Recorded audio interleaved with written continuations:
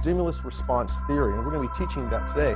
And Richard Bandler and John Grinder found that when people were in certain emotional states, it was usually a trigger or something that fired off that emotional state, and it caused them to be in that state, in an empowering state or a disempowering state. So they found that they can utilize this as a technique to help people discover what states that they want to move from one to the other.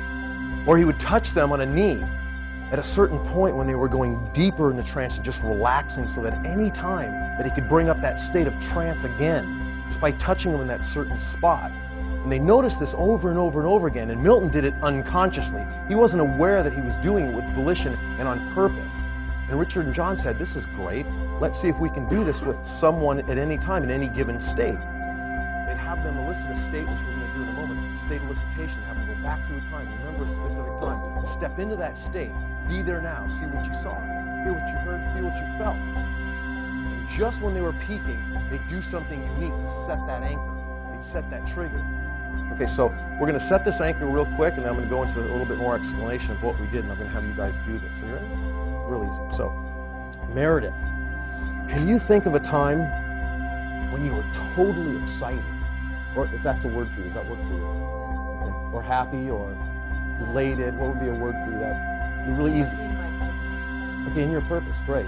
And again, I don't ever want to feed the client words. I always want to ask, I want to find out what the client's going, because see, again, those predicates that we use are going to be completely different representations for her. Because I could say happy, and she could say joy. Now, at some level, that may be about the same thing, but it's completely different in her representation, right? Because her submodalities are going to be completely different than what mine would be representing that word. Does that make sense? So let me ask you, can you remember a time that you were completely on purpose?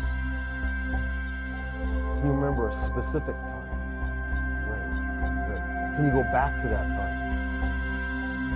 Just kind of rewind the videotape and just take a snapshot of that.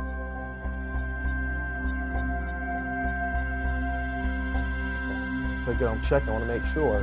She's kind of running that transderivational search, going back, and all of a sudden you see her body language. So, yes, I got it. And then she acknowledged it, make sure she's congruent with that.